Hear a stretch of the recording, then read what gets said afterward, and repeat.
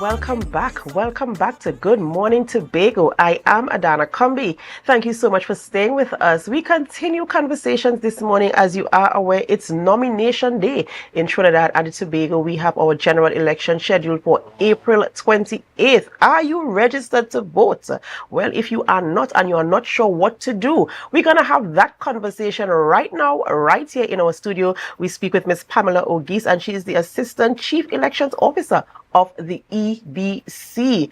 Good morning and welcome. Good morning and thank you. Of course, a pleasure having you in studio with us this morning. And as you know, we're in election time, and a lot of persons are thinking or wondering, how do I vote? Where do I go to vote? Where my polling station is? What is a poll card? And so many questions that people have leading up to the elections. But before we get into all of that, I just want to kind of give our viewers an overview of who the EBC is and what their role is in the election, the general elections. All right, so the EBC is the organization mandated with three main tasks, and that is the registration of voters, the conduct of elections, and the delimitation of boundaries. And those are our main tasks. And so now the feature one in the air is, of course, the conduct of this general election. Most of the staff comprises of public officers, and we have 5 commissioners who are appointed by the president of the day. I know that there is always talk about public interference, but unlike other ministries or departments, you would observe that we have no line minister. There's no line minister. Right. So in essence, there's really no political interference with the organizations and its operations.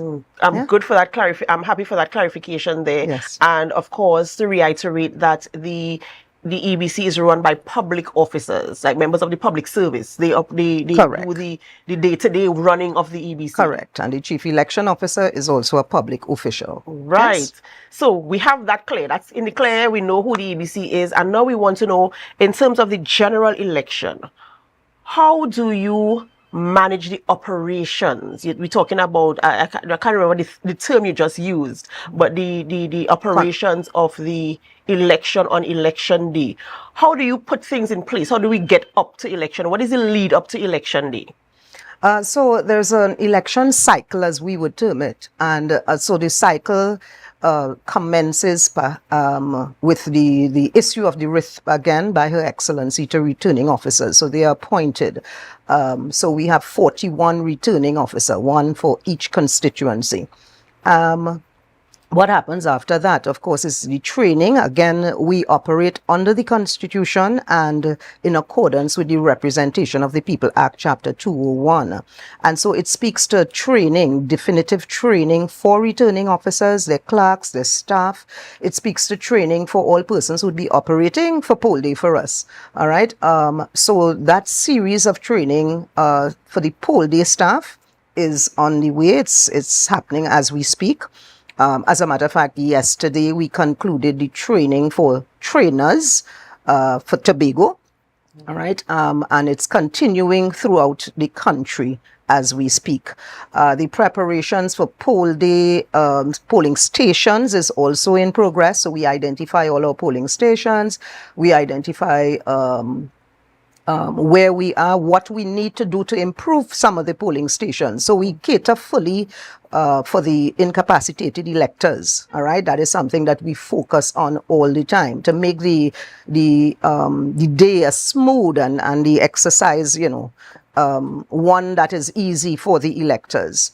Poll cards, etc., would be issued at a later date, and persons, of course, look forward to getting these poll cards. So the one issue we have, and I guess I could use this medium to ask persons to open this poll card. Open the poll card so you can see where your voting station is, your polling station.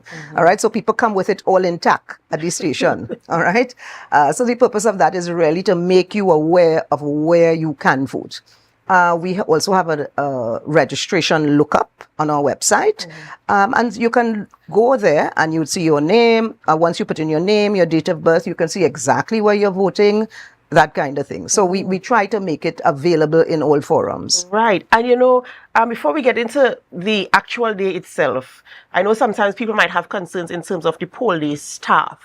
What is the process in selecting persons for poll day and even for training? How do persons become a part of the whole training process and the selection process, ensuring that they understand the policies? Because sometimes, I mean, poll day, anything could happen. Yes. A man could forget his ID. A man could try to say, well, I am John Smith, when he's actually James Smith, or his name might be John James Smith. So how do you select and train the police staff to ensure they understand all the policies to ensure a fair and smooth election process? Interesting that you would ask that question. So at yesterday's training, for instance, let me back up a bit. So the selection of persons would have had to apply online, and there were two options: one to apply to work as poll day staff, and the other to apply to work as a trainer. So we trained trainers yesterday. And what is important is that in all aspects of the exercise or the voting process, there are always contingencies for persons once they qualify to vote. So in other words, you come to the polling station without your ID, your name is on the list, we have a registration record of that individual, and so there are affirmations that persons can do, and these affirmations speaks to situations. So there is one for a person without an ID card. All right. So you have a picture there. You can look at the individual. You can ask questions. Can I have your date of birth, please? That information is there. So there are always contingencies once you qualify to vote. And these are the things that are part of the training. We do scenarios, so that persons are fully aware that in all situations, right, with the exception of no record, no name on list, right, with the exception of those two, that persons are facilitated.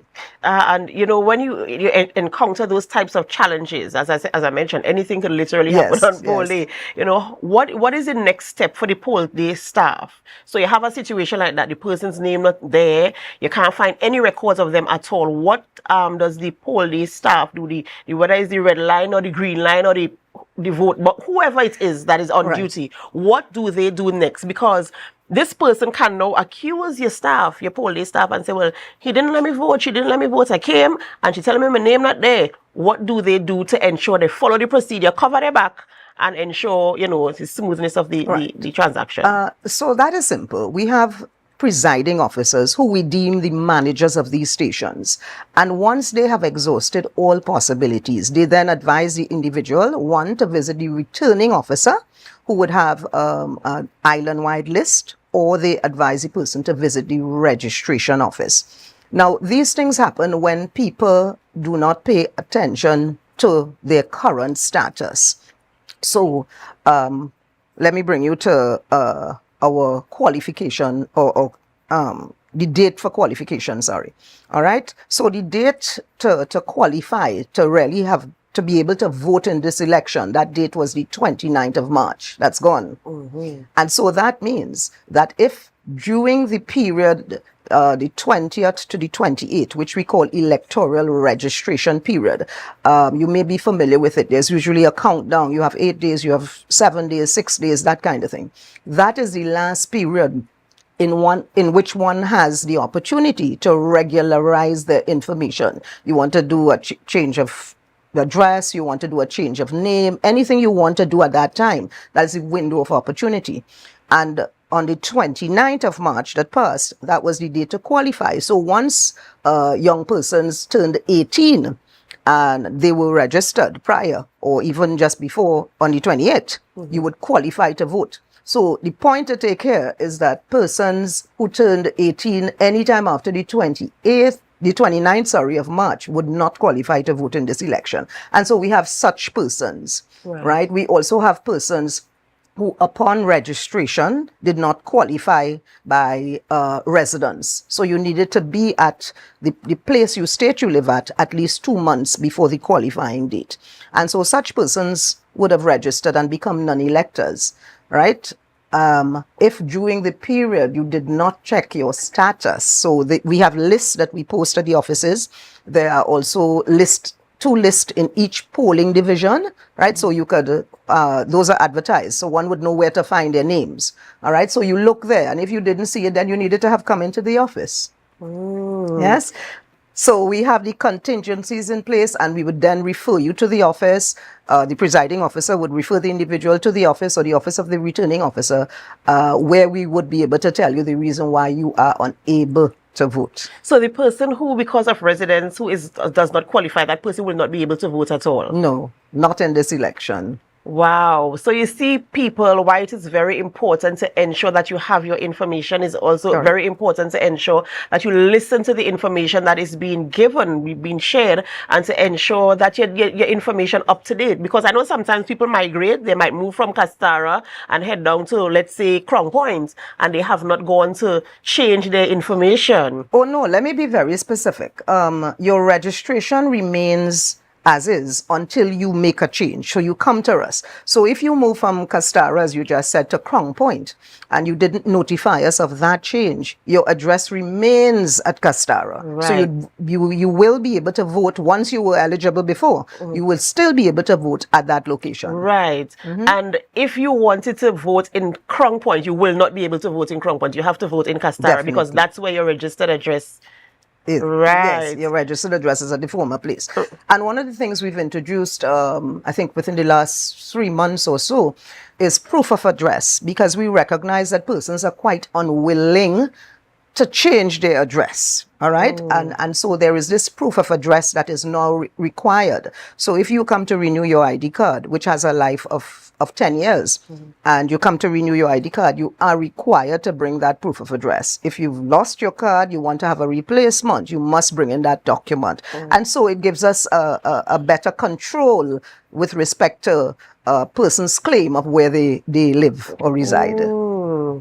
Yeah, we have to, we let's do the thing. Let's do the right thing. Correct. As much as we can, let us get the information so that we can make it easier, not just on the polling staff, but on yourself as well, because you don't want to turn up there and anxiety because I don't have this and I don't have that, and my name not there, and I don't know what to do. So pay attention to what is required of you as an elector, so that when you get there, you have your ducks in a row. So you don't have that, I really want to vote, and they make me not vote. And then, of course, the other electors now, they start to get uneasy and they start thinking, oh my goodness, what is happening here? And probably uninformed. That's right. So you have to pay attention to what is happening.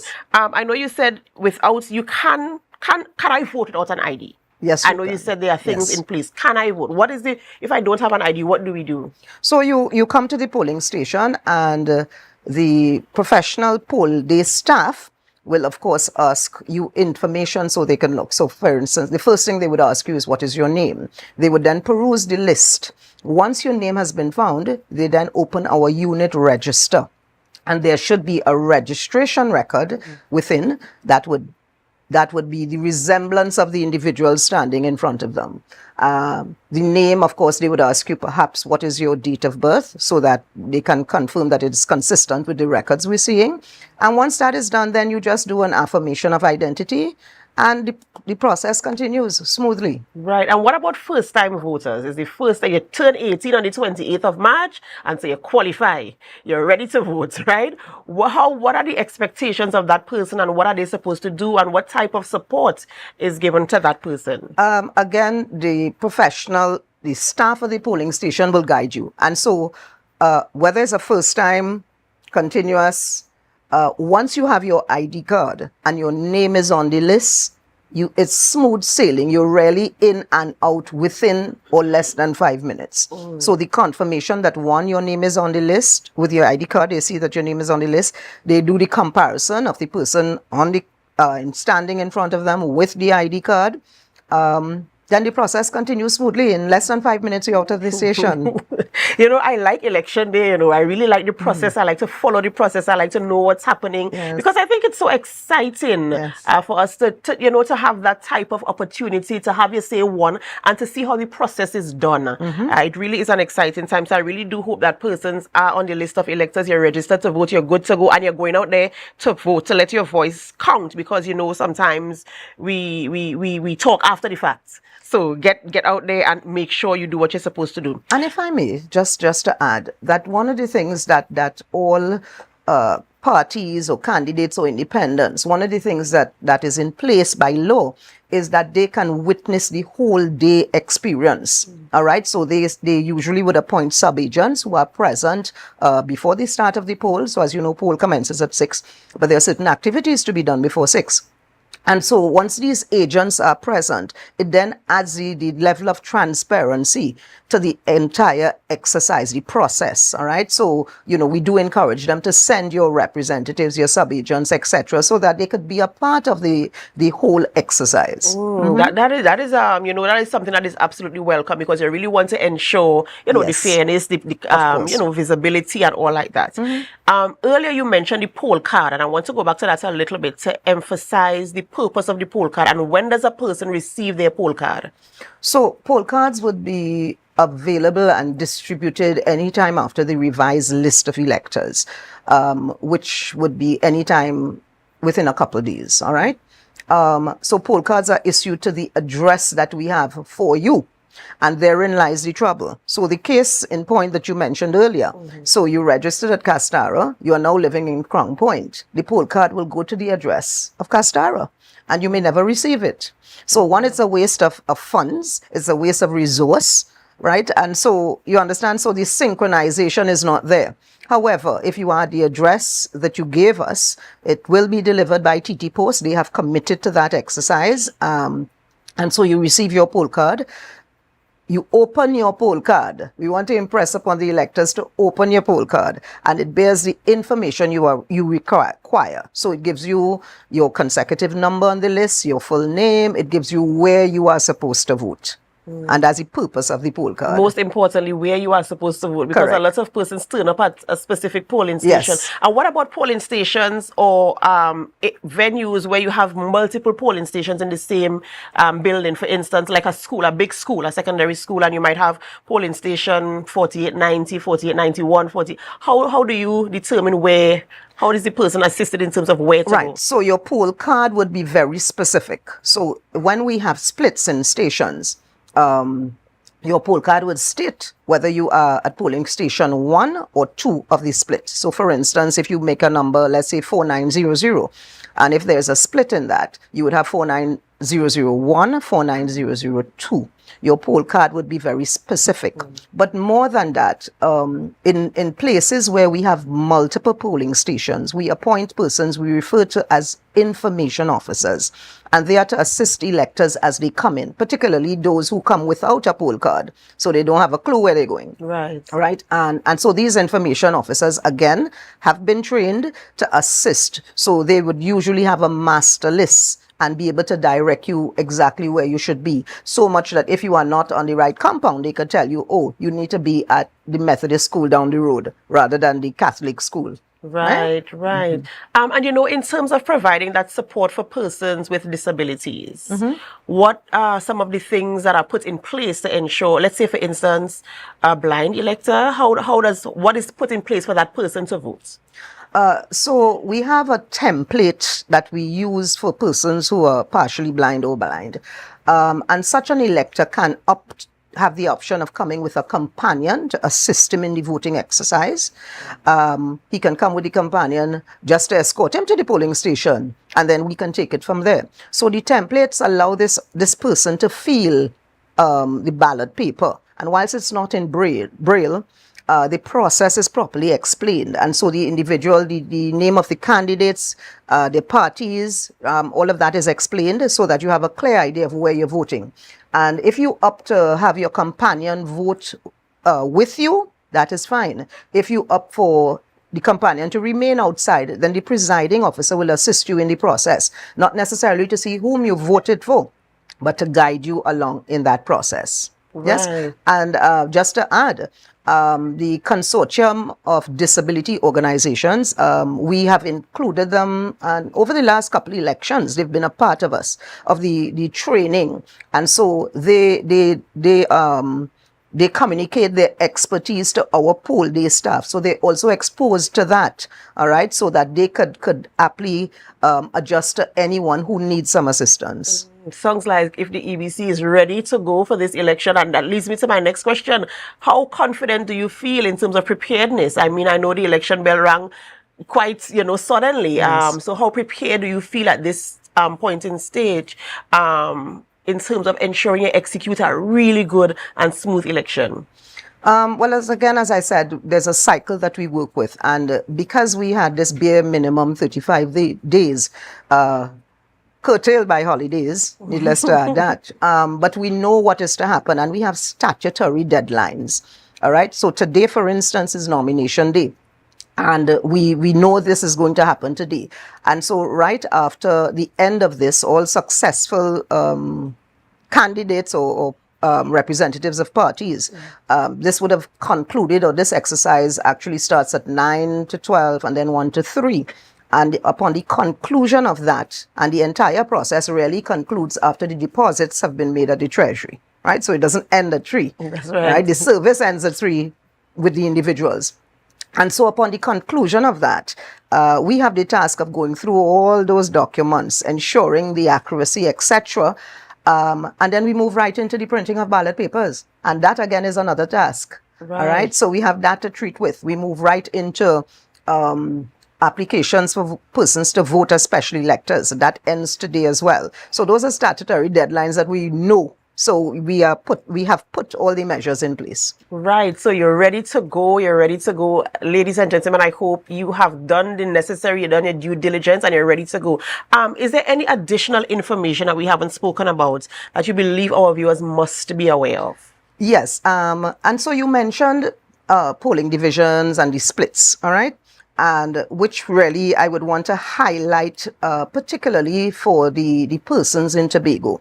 So the Commission would have identified several high-volume polling divisions, right, across Trinidad and Tobago, and which for the conducting of an election sometimes poses significant challenges in operations. But nevertheless, we do the split stations that you just mentioned. However, what we do is cut polling divisions so that the electors can be comfortably accommodated at a location rather than have the splits, which again, as I said, we manage. And, although these complications are mitigated in every election, the Commission embarked upon this exercise, this subdivision exercise on a phase basis, commencing with Tobago. All right. So what does this mean to the elector? So we would have sent persons, and up to yesterday, I met one such individual. So we would have issued letters to persons saying that your polling division, which was 001, is now 002. Right. And this would have come in the form of a A108. So it's a letter to the person. But what I want to stress to persons is, or emphasize to persons, that three things. One, there is no change in the electoral boundaries. All right. So the boundaries of the original polling division remains the same. Right. So and that subsequently says that the electoral district and constituencies remain the same. All right. So that's the first thing. There is no change to your elected representatives. So you would have voted in 2020 in the general election. Your representative remains the same. You would have voted for the Tobago House of Assembly in 21. Your representative remain the same. And lastly, there is no impact on the electoral boundaries of upcoming general elections. So in other words, the 2025 election will be conducted based on the review of the constituency boundaries report dated March 24th. All right. So this subdivision exercise has no impact and is separate from this general election. So there's no impact. So the concern for most persons who would have received this correspondence is, where do I go to vote? And in most instances, it's the same location. Yes. So just to assure members of the public that the subdivision or the notification you'd receive really is just to say, instead of 001, you are now in 002. Wait on your poll card. So when you get your poll card, it would be very specific. And as I said, in most instances, your polling division, the place that you vote, your location remains the same. enough information. I mean, we have the information, and just look out for TT Post. They will deliver your poll card, they will deliver your letters and all the correspondence that you would need to ensure that you are able to vote on election day, which is April 28th. Today is nomination day in Trinidad and Tobago, and so of course the nominees are heading out. I'm just receiving information that, you know, candidates are heading out to the locations, and of course Tobago Updates Television will be bringing you live coverage this morning from 9:30 a.m. and I know, Miss Ogiste, you have to get on there and get on with the day's work today, Yes. to get what has to get done to ensure that we have a smooth election. Thank you so much for coming on this morning, giving us that information and bringing that measure of clarity, and of course for me that measure of comfort as well, Yes. knowing that we'll be going through a smooth, a clean, fair election process, and that the support is there should the need arise, should somebody not be Definitely. certain, that we have the support there as well. So thank you so much, and all the best for this election, general election 2025. It was my pleasure. Thank you. Ladies and gentlemen, you have to stay with us. We'll be back at 9:30, but this is where we end GMT this morning. 9:30, remember, right here on Tobago Updates Television, we'll be bringing you live coverage as the nominees go, they make their payments today, and they submit their forms, because it is nomination day. Exciting times in Trinidad and Tobago. A really, really exciting general election, if you ask me. We have, I think, at least 7 political parties in the race this year. So, I mean, we got to look out to see what is happening there, and we will bring you all the details. So stay with us, and I'll see you back at 9:30 a.m.